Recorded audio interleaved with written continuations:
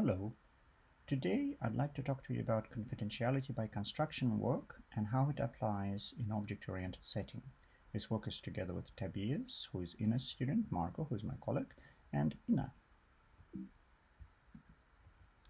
Now, what do we mean by confidentiality? You can have existing systems that talk about variables or fields marked with something like high confidentiality versus something like low confidentiality. You can imagine a much more thorough lattice going from top secret at the top and something completely public at the bottom. And the idea is that any data that is sitting in the high confidentiality part should never be accessible unless explicitly declassified by anything that is publicly visible or low confidentiality. In this example, you can imagine something like a client that has two kinds of data. One is secret and high confidentiality, and one is non-secret and is public. And when the actual client works, it can do some local stuff where it can access the secret data, no problem. It can also ask the server to provide it with some data. Now, whatever comes back from the server is hopefully going to be public data. The server can't just go and return whatever secret data it has because that's high confidentiality. And that low confidentiality data can be stored in a high confidentiality secret data because that's allowed. It's the other way around that is banned. There are existing languages such as the one by Tobias and Ian from a couple of years ago. They talked about confidentiality by construction setup, but the language within which they operated was more close to while language, not object-oriented language or more complicated variety. It had variables, it had methods, it had conditionals, it had loops, but not much beyond that to enable them to have precise rules allowing the program to have the properties of the program preserved, what's called by construction, where you start off with a specification and then refine the code down to the actual code level using these 4 or 5 operations, 4 or 5 expressions, but you will have confidence that the code that you create is correct by construction. The kind of programs you could write would be something like this, where you can start with a low variable, which is a payment action, for example, and then decide what to do based on its value, where something like a credit card will become a high value variable that will arrive from some server side or other fetch request like get number, and then the operations will result with something like an output that will have an explicit programmer inserted operation that will disclassify the fact that the credit card is actually high confidentiality, but because the programmer thinks that when we masked it, we can actually declassify it and it will be stored in the low confidentiality output. Now, what happens once we move to more complicated languages like object-oriented languages? Well, for one thing, there is always going to be an issue that if you have multiple pointers to the same object, such as here, and one of them is confidential or high confidentiality data, and one of them is non-confidential or low confidentiality data, how can we be sure that we don't have this situation with 2 different confidentialities pointing at the same object? This requires some form of alias analysis, and most of the existing tools, including GIF, which is a very popular Java-based information flow tool, make assumptions that effectively prevent guarantees about aliased objects. We want to address it explicitly and figure out how we can set up a system in the presence of aliasing and still be able to enforce confidentiality guarantees. We've designed what we call simple information flow for objects language, where we've built on type modifiers, and I'll explain the 4 type modifiers we use in a bit, which, for example, used by my colleague's language called L42, but also were used in my work before. And we utilize these type modifiers. This can be things like, is this an immutable object? Is this a unique object? Or some form of alias restrictions to prove the typical information flow-oriented non-interference property, while secure data will never be observed or influence the insecure or public data. So that's our goal in this talk.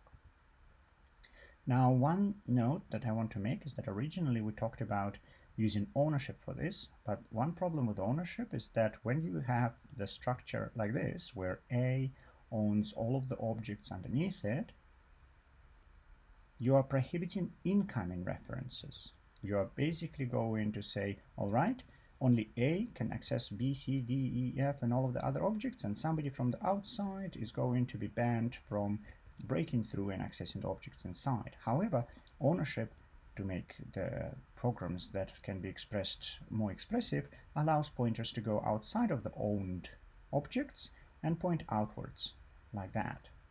That is actually a bit of a problem in the confidentiality setup, as you can imagine, because that allows you to actually access data that can potentially change and can potentially be held in confidence by higher objects. And it's not quite enough. So we went with a slightly more restrictive concept, something we refer to as capsules.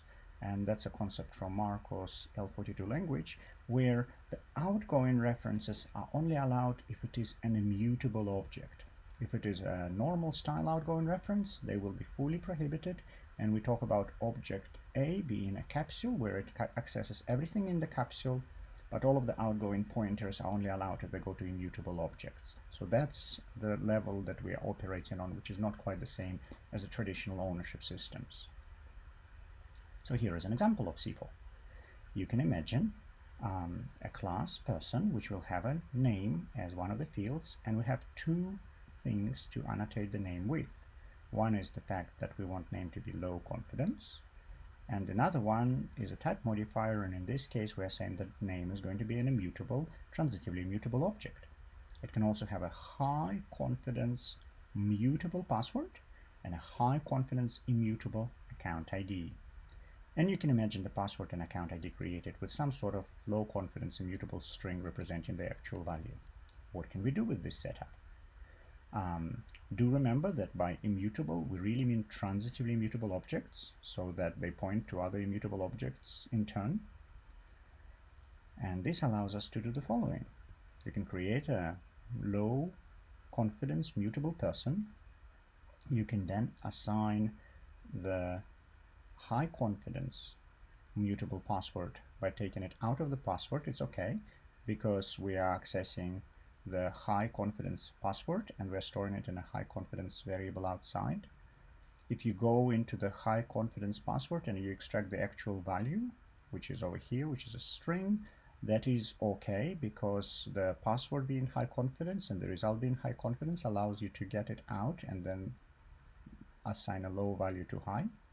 But the following expression will be banned, because when you extract a low confidence string value from a high confidence mutable password, this is treated as high confidence and can only be assigned to high confidence, not a low confidence value. So this will be prohibited. Similarly, you can update the low confidence string inside a high confidence password using a high string. That is okay. If you are going to try to update it with something you extract from the p.name, then the p itself being low mutability, name being low mutability, will then be promoted to high, because when you actually assign to it, this p.pwd is high. And if you try to update the low confidence name with a high string, that is again going to be straight away banned, because we can't put high to low. So all of these are straightforward as expected kind of properties, with the promotion happening as expected every time you try to work with a low confidence data, but you're actually assigning it to a high confidence data. If you were to assign the name field of the high confidence person, then this kind of assignment of high string will be allowed, because high is okay to assign to high. It does need to be noted that not any assignment of low to high data is allowed. Only low immutable data can be promoted to high, and that's because we can actually guarantee that once we promote it to high, we're not going to be able to modify it, and thus changes happening in the high part of memory are becoming observable in the low part of memory. So this is not just a free-for-all promotion going on here. Right, a couple of more examples where you can have the actual password created with a low password again. You cannot assign the low password into the p.pwd, which from the previous slide was low mutability person, because the pwd inside person is high confidence, and this will create an alias. So you can't just create an alias to a high mutable password over here with something that happens to be low mutable. So this is a big no-no, and this is the kind of trouble that potentially, unless they're conservative systems with aliasing, can get into. What if you try to access the actual field of the string and update the value of the password? You have the actual password over here with a low immutability string, and the password itself is low mutability. That is perfectly allowed, it's okay. But this is why we've prevented this assignment, so that we can't modify unintentionally, because of alias, the value of the high security password in P by doing this same 2 lines 8 and 9. Now, this is another interesting example. When we create a new object, in this case it happens to be a low confidence password. Notice that we didn't specify any immutability, we just created a new object. Any new object is treated as a capsule. Now, because capsule will only have one pointer that you've just created over here, you may as well treat it as high confidence if you wished, because nobody else has a pointer to it. So it can be promoted from low to high. And this means we can actually assign this newly created password to p.pw, which happens to be a high value, high confidence field inside the p that is high. Now, we have finally, as a result, an ability to create new account ID that also originally is going to be a capsule that can then be assigned to a low immutability account ID over here, so you don't have to assign it necessarily to something high. Finally, you can easily update high confidence IDs by using the normal assignment of low confidence ID goes to low confidence ID because of immutability annotation on ID. If you were to assign something else that is not immutable, it wouldn't be allowed, because ID demands to be that it's only immutable objects that are used. Okay. So these were the main points of this slide, and that was the introduction of the C4 language. Just a couple of quick notes about the formalization before we run out of time. We end up with all types having these 2 modifiers to do with the confidentiality, which can be, as I said, richer than just high and low, that can be user defined. And we use 4 modifiers, which is mutable objects, transitively immutable objects, read-only references, and the capsule that I've shown on the slide earlier. We support classes and very basic interfaces, not a full inheritance. The basic expressions we support are like in featherweight Java, where we have field access, field assignment variables, and method calls, creation of new objects, and this special declassify operation as before. The kind of issues that we have to deal with once we actually formalized the C4 is controlling what happens with information flow. There are all sorts of things that can happen in object-oriented setup. First of all is the most obvious issue, where you can have a direct leak. You cannot update a field that is high confidence to point at, that is low confidence to point at a high confidence data. So that's very straightforward. We just prohibit any field update that is trying to assign a more confidential variable to a lower confidential variable. So we make sure that any assignment goes to a less confidential variable. But there is a number of things that can happen that we will call indirect leaks. In any conditional or a loop setup, you can imagine a branch deciding to go either into a true or a false branch based on the value that is stored in a high confidence variable. That would allow a lower confidence variables to figure out what is actually stored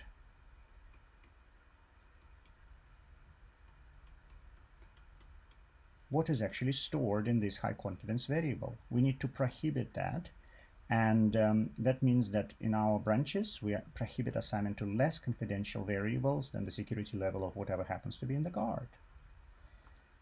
We also only allow the mutable objects to be mutated if they're at least the level security of the guard, so this will be prohibited.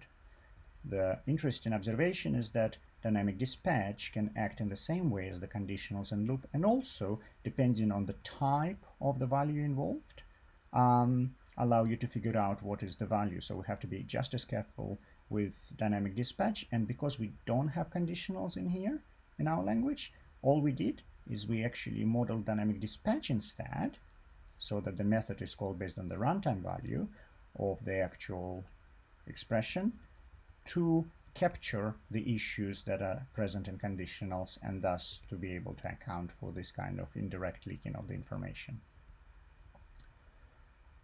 Couple of observations about the things we need to do to actually enforce our type systems. We had to ensure that security levels are preserved over subtyping.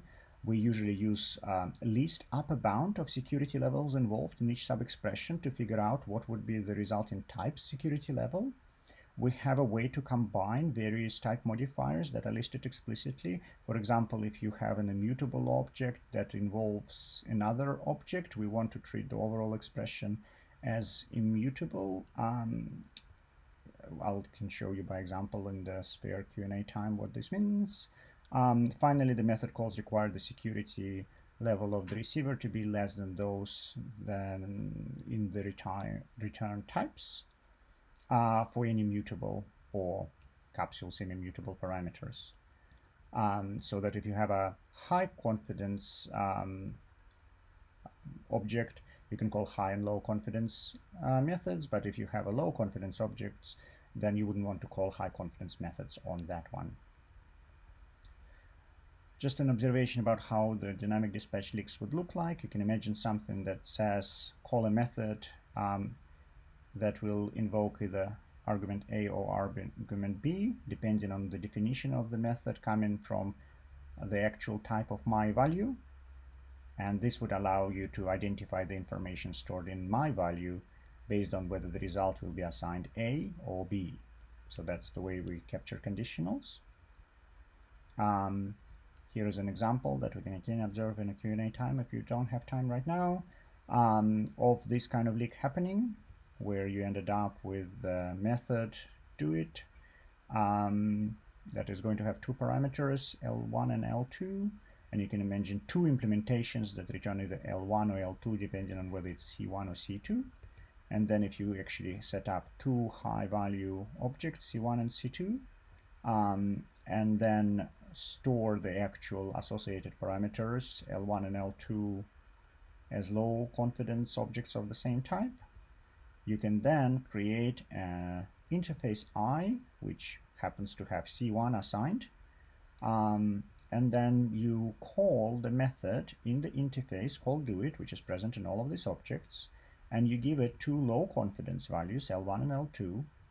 And the problem will happen is that even though you're only involved in the low confidence values L1 and L2, the fact that you're calling this method is going to reveal to you what is actually happened to be assigned to a higher confidence variable, so it will be ill-typed in our system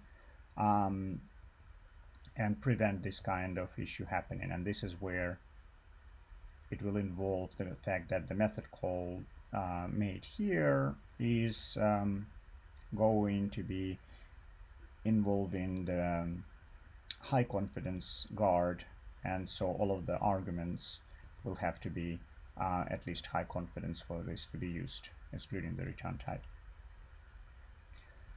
Finally, the kind of thing that we want to prove about the system is that the attacker cannot just look at the non-confidential data and observe or interfere with the data that is high confidence. The way that we do this is we describe the program states as observably similar up to a security level. If given a security level, which can be low, you will agree that the memory that you are observing for this or lower security level stays the same.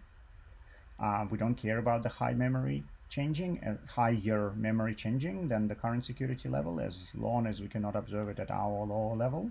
And that's pretty much the non-interference theorem that we proved, that if a program is executed in two observably similar memories up to a current security level that we're observing, then the result will also stay observably similar up to the current security level that we are at, but we don't care if it differs its high security level because that's not accessible information. So this is the non-interference theorem that typically information flow tries to sort of guarantee about the system. So that's the proof we are trying to complete. It's still a bit of a work in progress, but we hope it will be finished shortly. We basically reason about low and high reachable object graphs in our current system, which tracks every mutable location that is reachable exclusively via low references or low and high security reference, and we look at the difference between them. This is where similar memories are defined for us to be used in the non-interference theorem. So we can reason about these observable changes that are visible to low security observer. So then we talk about how the memories can be preserved